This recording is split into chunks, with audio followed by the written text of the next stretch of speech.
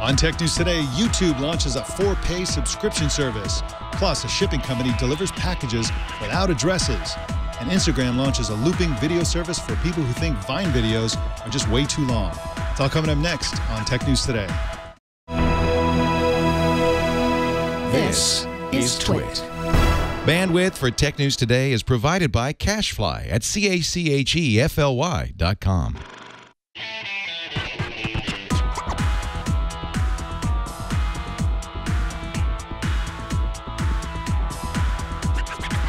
This is Tech News Today for Thursday, October 22nd, 2015. This episode is brought to you by Gazelle, the online marketplace for buying and selling used gadgets.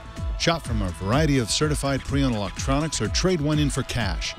Give a new life to your used device. Visit gazelle.com today. And by Prosper. Prosper is a peer-to-peer lending marketplace that connects people who are looking to borrow money with those who have money to lend. Visit prosper.com/TNT to apply for a loan now. Tech News Today is the show where we talk about the tech news with the journalists who report it. My name is Mike Elgan. Our co-anchor today is Fusion editor Kashmir Hill. Hey, Kashmir, how you doing today? I am good. Happy International Caps Lock Day, Mike. Yes, if you could shout that from the mountaintops. We're loud, we're proud. And yeah, it's a wonderful day, and I love the. I never get tired of the sarcastic comment when somebody is using all caps in a comment online, and somebody replies with, "I see that you have your caps lock is stuck. That happened to me too," and they do that on all caps. I love that. Just never stops being funny. Now, you wrote a couple of articles about a story we mentioned on Monday, which is that these 23andMe or Ancestry.com type of services where you hock a loogie into a plastic tube and ship it off to them. They get your DNA, and then they give you information about either your ancestry or, in the case of 23andMe, before and now soon, some health information. That is DNA information that could be useful in identifying you or your relatives to the police, theoretically. And then we learned that the police had actually approached Ancestry.com using DNA data that they had acquired through an acquisition, a company acquisition, and exonerated somebody who was a suspect in a crime, et cetera, which raised the question, how often does this happen? So you found out. How often does this happen? Yeah, so after I saw that story about this guy being approached in this cold case, I wondered how often are they coming? So I asked Ancestry and I asked 23andMe how many requests they're getting from law enforcement, and they both said, a few. Ancestry said that they had complied, and 23andMe said, we've gotten them, but we've resisted, and they'd come from the FBI and from state law enforcement. And then 23andMe actually released a transparency report this week, and they're going to start doing it quarterly. And it showed that there had been 4 requests that affected 5 customers, which I thought was crazy. There are 5 genetic suspects among 23andMe's million-person user base. So I think that they're probably going to keep questioning them, but 23andMe is really adamant that they don't want to become a law enforcement tool.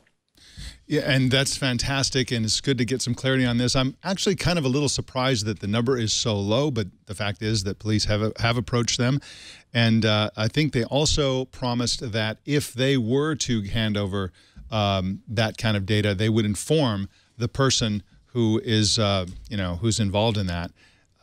What I'm curious about, and I don't know if you know the answer to this, is let's say that the police ask for a specific person's DNA information, and they may be looking for a relative of that person because, of course, they share DNA. So would they inform the non-customer or just the customer? Did they specify that?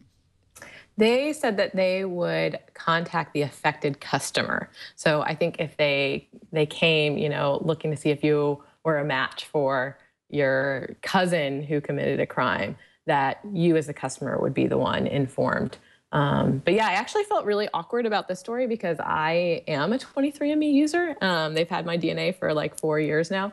And so now I feel like I need to send an email to all of my family members saying, hey, I basically am exposing us all. Do you want me to delete my profile from 23andMe? Because you can delete your DNA information. Yeah, and please don't commit a crime because they will find you.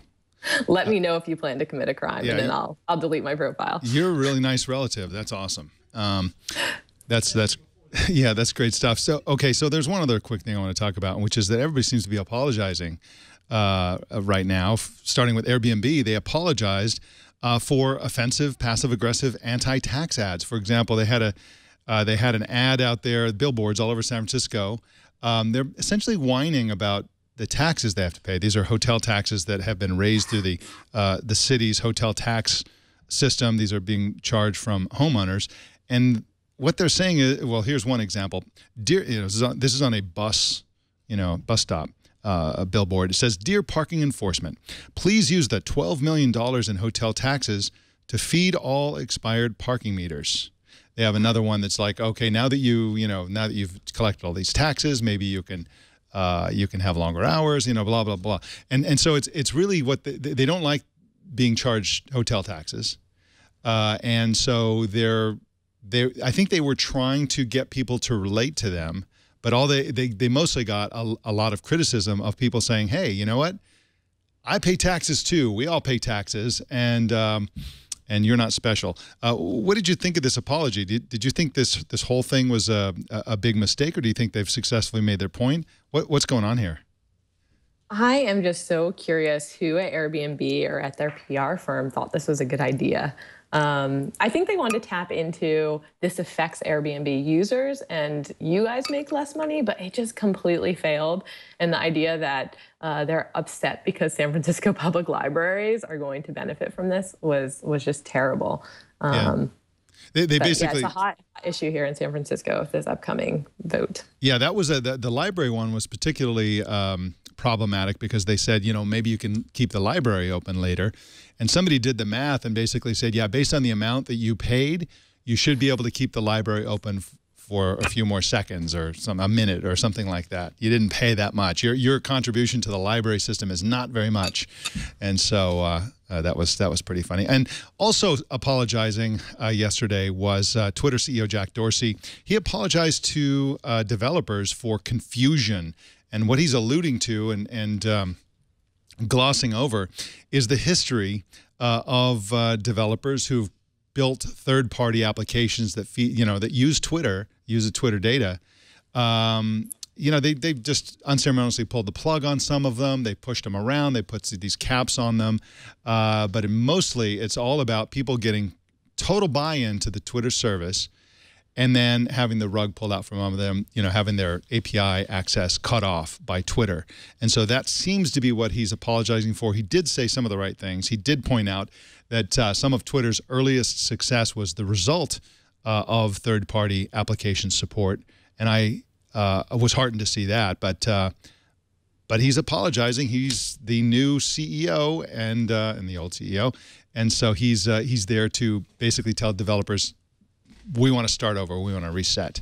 Do you think this means, Kashmir, that they're going to open up the API and be more sort of forgiving and open with what they allow people to do with their API? I feel like I'm reading tea leaves, trying to figure out what Jack is saying here.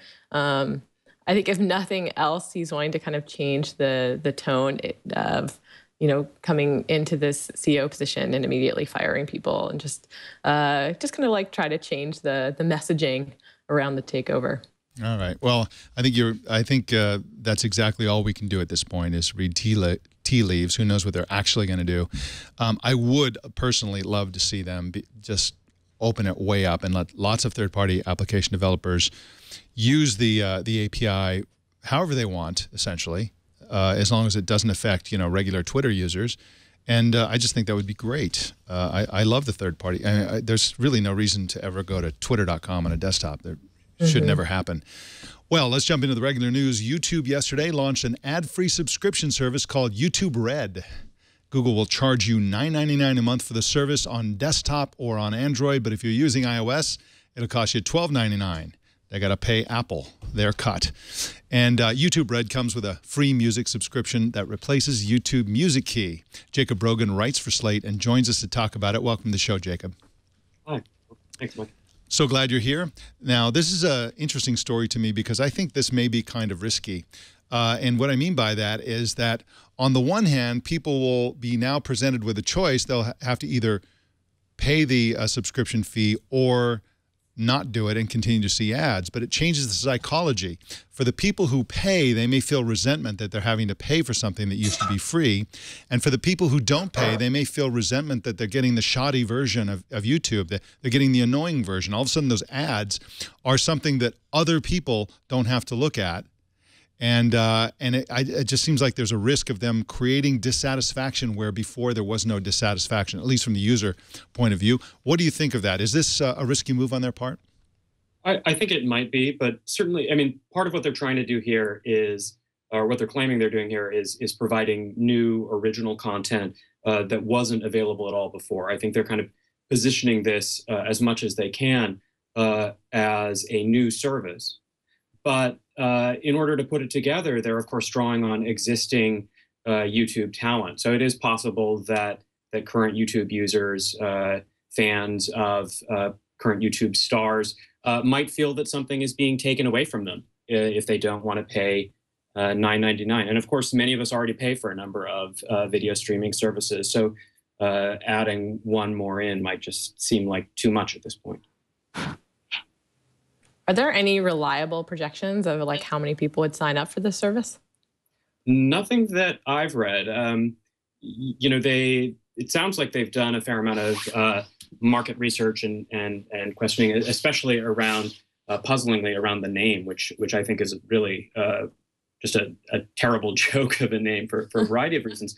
But you know, they really think that this is going to be something that resonates with their current users. But I haven't seen projections yet as to how many they think might be jumping on board. Regarding the name, you said it sounds like a porn site. And in fact, Fortune points out that there's an actual porn site called RedTube. Right. And so, you know, I think Google's response to accusations that sounds like a porn site is that, oh, you know, we're YouTube, like we have the branding magic, nobody's going to pay attention to those other sites. But I'm not so sure that that's correct. I think you might be right that this is a mistake. What's your thinking at this point? Do you think that eventually people will just come to see YouTube Red as just a normal a name, or is that red too, you know, associated with, I guess, a red light district or something like that? Sure, yeah. You know, I think that the reaction to this story, I mean, a lot of the press yesterday after they formally announced this was precisely about that, was about the fact that it sounds a little porny. Google told Nat Garin of NextWeb that they had done some research on Red and found that their users associated with love, and in fact that they already associated for some reason that color with YouTube itself. I'm just not sure that that is correct, but I guess it remains to be seen. I have trouble associating it with anything else other than RedTube at this point. RedTube, of course, as I point out in that article that I wrote, takes its own name from YouTube. So in some ways, YouTube is a victim of its own success in that particular association. It's the porny sounding circle of life, I guess. Everybody's influencing everybody. I know you mentioned Nat Garin. If you want to check out TN2, last night's TN2, Megan Moroney interviewed Nat Garin about this story as well. So she had some insights as well. Now, I just wanted to follow up on that and just talk about the confusion factor here, Jacob. So there's confusion around the name, I think, to a certain extent, as you pointed out. There's also confusion about the music service. So this replaces their YouTube Music Key. Does it replace any of their other music services? You know, I just haven't I made sense of the music service question yet. I think we're in a moment of such kind of crowding and general confusion around streaming music services that it's hard to figure out what any of them offer that others don't for me sometimes. And certainly I haven't yet taken the time to figure out what this one offers that others won't. And that may mean that they haven't done a good enough job with their own messaging about it, because it's not coming through clearly in their marketing so far. So porn enthusiasts are going to be unhappy about this. YouTube users might be unhappy about this for the reasons we talked about. How about content creators? I mean, it sounds like they're being pushed around a little bit here. Yeah. So some of the reporting by others has suggested that YouTube effectively bullied some of their existing stars into joining in with this YouTube Red service by telling them that their content, as I understand it, would be kind of hidden from public view on YouTube if they didn't join in and if they weren't creating content for YouTube Red specifically. So if they wanted to continue, maintaining their relationship with their audience, they had to join in. And of course, the question will be whether a public joins in with them. So it's possible that some of those folks will lose the audiences that they've built up over the years, and possibly their own revenue streams, because the way that YouTube Red works is that it's a kind of a revenue sharing operation with its content creators. Now, one quick thing before we let you go here. You mentioned original content as being part of the offering here. Do we have any idea what kind of original content this is going to be? Is this going to be another House of Cards type of series? Is it going to be their YouTube creators? Is PewDiePie's new channel or something like that? I mean, what sort of original content are we looking at here? Yeah, they've started to talk about some of what they're offering, and I think they'll be announcing more stuff as time goes on. But right now, the kind of things they are emphasizing are exactly that: PewDiePie's channel and other content of that kind. So I think it's a lot of what they're starting out with is going to be material that maybe we're already familiar with from YouTube, or that looks a lot like what YouTube is doing now, but maybe with a new emphasis on originality or something that you can't get elsewhere. Certainly something that you can't get for free elsewhere. All right. Well, you can check out RedTube. I mean, YouTube Red or whatever it's called. Just look for one of them. Doesn't matter. It's all the same stuff online. Jacob Brogan is at slate.com and also jacobbrogan.com. You can follow him on Twitter at Jacob_Brogan. Jacob, thanks for joining us today. Thanks so much, Mike. All right. Bye-bye. Got some more news for you coming right up. But first, let's talk about Gazelle. I was reading the news yesterday, and there was a great article on a site called Know Your Mobile. And they were just basically wanted to give you the whole rundown on what to do if you want to sell your phone. They gave you all the options. It's like you can do this, you can do that, you can meet somebody in an alley, you can put out an ad on Craigslist, you can use one of the services that will buy your app. And, they came to the same conclusion that anyone would come to if you did that kind of research. They said, and I'm quoting the article here, far and away, Gazelle will give you the best price for your phone. And then they show a comparison that shows with a typical iPhone will get you $70, $80, $90 more on Gazelle than any other service. So that's really the choice when you're looking to sell your phone. You can either get more money for it or you can get less money for it. If you want to get less money for it, don't go to Gazelle. But if you want to get more money for your phone, definitely go to Gazelle. That's GAZELLE.com. It's just such a great service. And, this article didn't really mention go into the detail about one of the things I like best about Gazelle, which is how super easy it is. When you sell your phone to Gazelle, you just go there, you indicate the phone, the carrier, the condition. They give you a price. You're like, okay, sounds great. They send you a box. Throw in the box. They even give you a sticker with everything addressed. Put it on there, and off it goes, and you get money. It's just the greatest thing ever. Super easy, and you get a lot more money for it than you'll get anywhere else. You got to use Gazelle to trade in your phone. Give new life to used electronics. Trade in for cash or buy certified pre-owned. Just go to Gazelle.com. That's GAZELLE.com today, and we thank them for the support of Tech News Today. A San Francisco startup called Ship, spelled SHYP, wants to challenge the big shipping companies. Of course, that means they have to do something different, and they announced something today that's very different. They're going to ship packages without using addresses. Harry McCracken is the technology editor for Fast Company and joins us now to talk about this. Welcome to the show, Harry. Hey, Mike. Great to be here. I'm so glad you're here. You're not in the Biodome today. You're in a regular office. Glad to see they let you out once in a while. Now, how do they deliver packages without addresses? Well, it's kind of like an email address. I mean, up until now, if you send a package to your sister, every single time you have to remember what her mailing address is.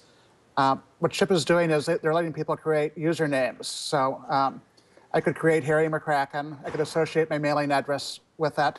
And if you want to send me a package, you don't have to remember my mailing address. You just have to remember I'm Harry McCracken on Ship. And if I move in a few years, I can update my mailing address, and you can still send it to Harry McCracken rather than remembering that I've moved. Do you know if they're going to be dealing with the different pricing? So, for example, let's say that I'm shipping across town, and then maybe I move to another state or something like that.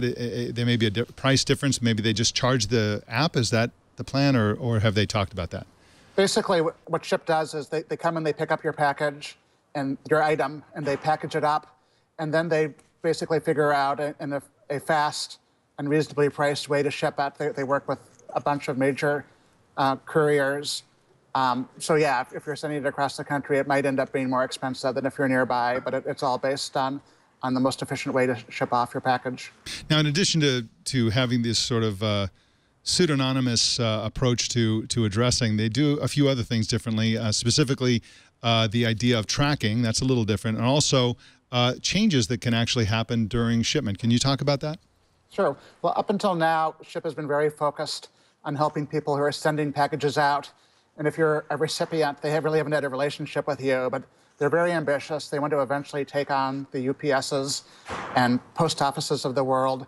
So the new version of their app, which they're releasing, has built-in tracking for the first time. So if you know that somebody has sent you a package using Ship, you can use the Ship app, no matter where you live, to track its arrival. Right now, they're only available in a few cities in terms of where they can pick up and package products, but they have big ambitions to span out across the entire country in the way that something like Uber has. So, Harry, where do you have to live and to send, and where do you have to live to receive? You can live anywhere to receive packages because they're handing you off to a big courier. In terms of the cities they're in, let's see, they're in San Francisco, LA, Chicago, Miami, and New York. Now, Harry, does this mean the fact that there are no addresses on it, that people will be able to ship anonymously? Will drug dealers be able to use this and get away with selling illegal stuff? Well, Ship definitely still knows where you are. I mean, I don't think it's so much about letting you do it anonymously as just doing it more conveniently because, you know, if you're lucky, you remember somebody's street address. If you have a great memory, you can remember their zip code. But this is aimed for convenience. I don't think it's particularly anonymous because Ship still knows where you are. All right, very, very cool. It sounds like a great service, and hopefully they'll succeed and roll it out nationwide. It really does sound like, pardon the cliche, the Uberification of shipping. Simply because it's app-driven, it's all happening through the app.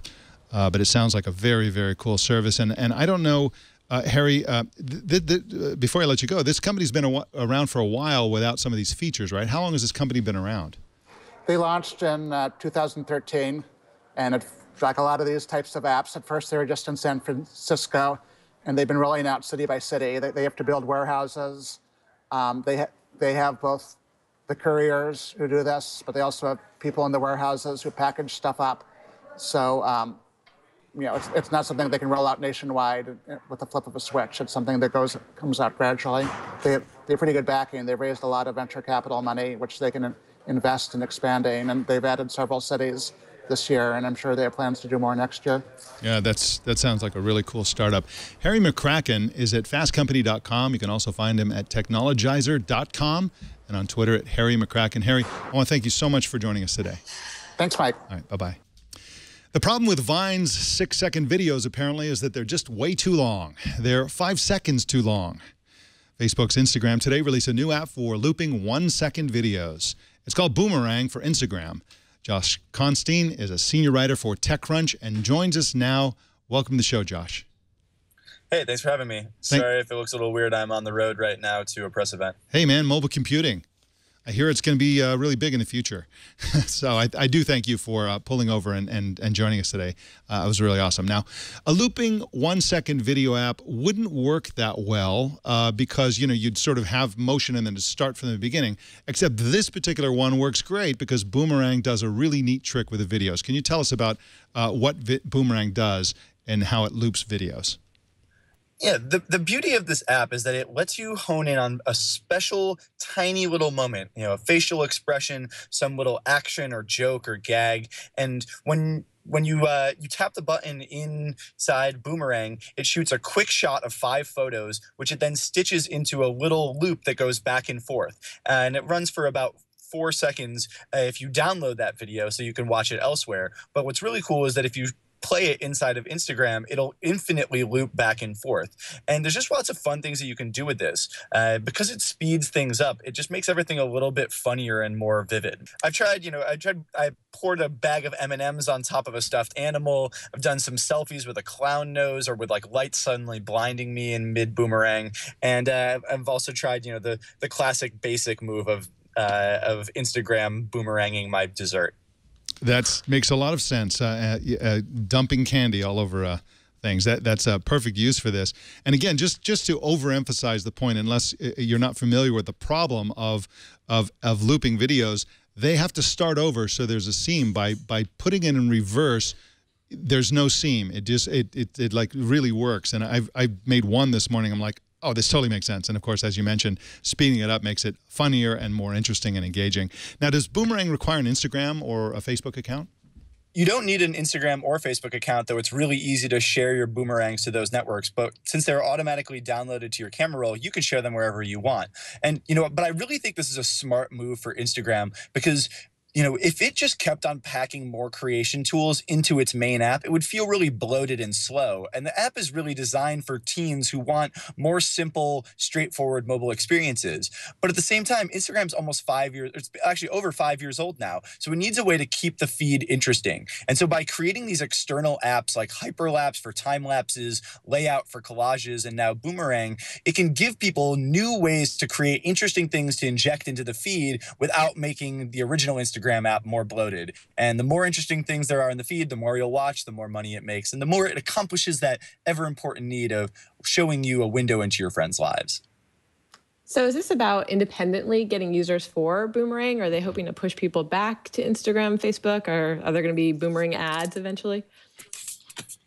You know, I don't think that there'll be anything like specifically ad related in the Boomerang app itself. It doesn't have its own feed. But instead, what I imagine is that brands are going to love jumping on this because they look so vivid in the feed because they're not just like some crappy panning video that you might get if you normally used the Instagram video. You know, it really creates something unique. And at least for the first few months while people aren't used to seeing these, I think brands will love jumping on them. Before I let you go, I just want to get your take on this from an analyst perspective. Now, you mentioned in your article Instagram's strategy of creating standalone apps. I mean, this sounds like the perfect thing you could just add into Instagram as a feature.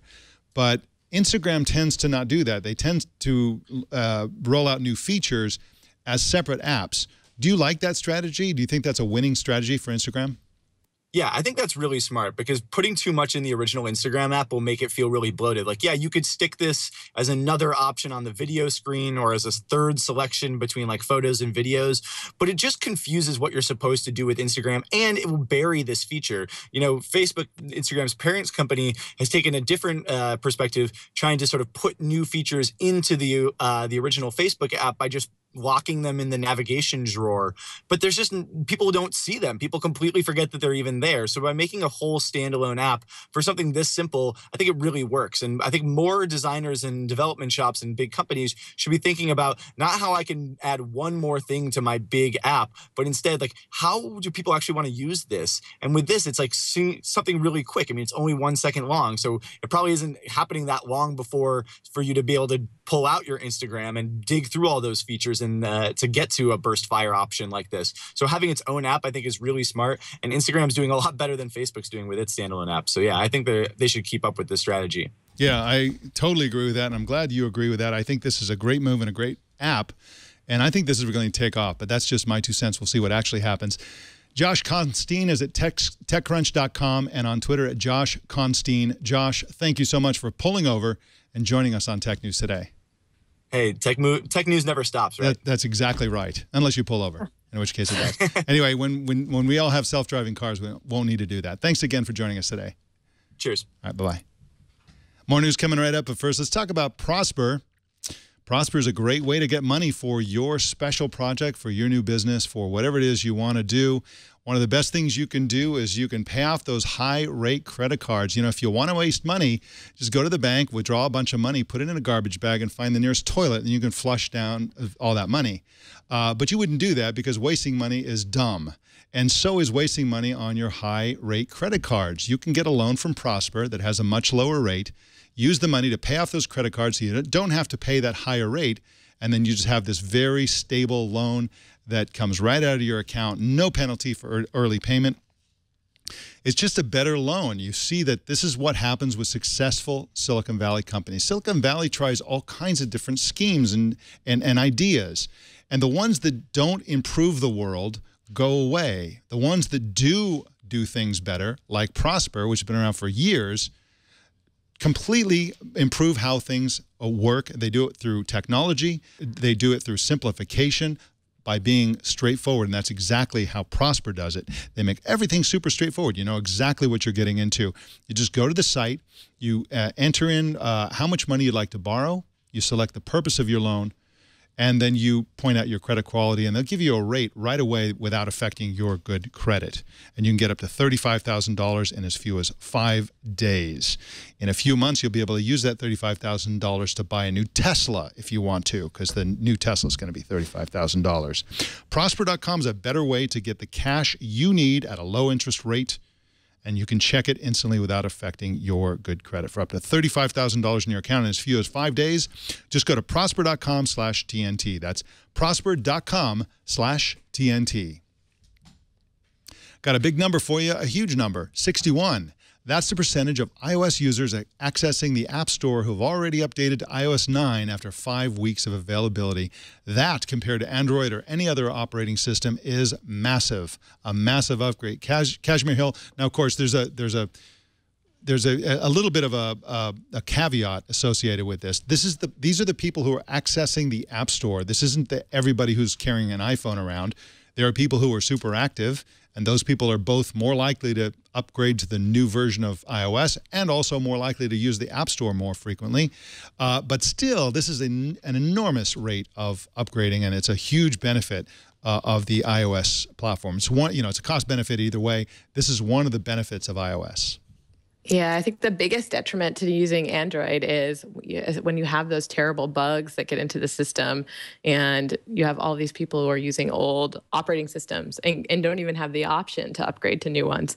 So yeah, it's pretty impressive. With iOS, you keep seeing that little one there telling you need to click in and you need to update, and it just really gives them so much control over what software people are using. Yeah, and people do update, and of course right now there's a brand new update as of yesterday, 9.1, which of course the main benefit appears to be emoji. So gotta run to the app. Don't walk, run to your phone and download the new version to get those emoji if you want to. Well, our TNT fan of the day is Matthew Bishop in Florida, who posted this picture on Twitter. As you can see, he's watching our show yesterday on Back to the Future Day. So there it is. That was a fun, fun day. Shows how you watch or listen to TNT, and I have a special project for you. If you are on iOS or Android, I want you to go and download Boomerang, the app that we talked about, and create a boomerang showing yourself or your setup while you're watching TNT, whatever you're doing while you're watching TNT, and post it on Instagram, Facebook, or Twitter, and use the hashtag #HowIWatchTNT so we can find that boomerang. So there's your assignment. Go get Boomerang, make a boomerang, and let us see how you watch TNT. And so can't wait to see those. Kashmir Hill, what are you working on these days? Well, right now I'm wondering how many people bought Back to the Future yesterday and rewatched it. But I have been talking to this couple who phones keep being identified as being in their house. Like when somebody loses an iPhone or Samsung Galaxy, when they go out looking for it, they keep coming to this couple's house. And I'm trying to figure out why that is. This happens every once in a while, and it seems to be a little bit of a tech mystery. That is fascinating. That is really interesting. They should, first of all, make sure they have a good lock on the door, because people might be mad thinking they stole their phone. And secondly, they might want to open a phone store or something. Or a phone investigation service. They get plenty of customers. Anyway, that sounds fascinating. And, of course, you can follow Kashmir on Twitter at Cashhill. That's Cash with a K. And you got to follow her on Twitter. I highly recommend it. She does all kinds of really great journalism, and it's all linked from her Twitter account. Kashmir, thank you so much for co-anchoring today. Sorry about all the Skype issues. It happens sometimes. But thank you so much for co-anchoring, and we'll see you next week. Thank you, Mike. See you next week. All right, bye-bye. Let us know what's on your mind. Send email to tnt@twit.tv. I know email is old-fashioned, but I still love it, and I read every single email that comes in. You can also call us at 260-TNT-SHOW or 260-868-7469. And you can subscribe to Tech News Today via RSS, the old-fashioned way. Choose your favorite way to subscribe at twit.tv/TNT, and you can watch us live every weekday at 10 a.m. Pacific, 1700 UTC at twit.tv/live. And of course, that is going 24 hours a day. If we don't have live programming, there is reruns there, and you always want to check out twit.tv/live. You can subscribe to our subreddit at technewstoday.reddit.com, and you can follow me at elgan.com. Don't miss our other news show, Tech News Tonight, at 4 p.m. Pacific every single weeknight. And that is the Tech News Today. The show is produced by Jason Cleanthus and edited by Kevin King. My name is Mike Elgan. Thanks for tuning in. We'll see you tomorrow.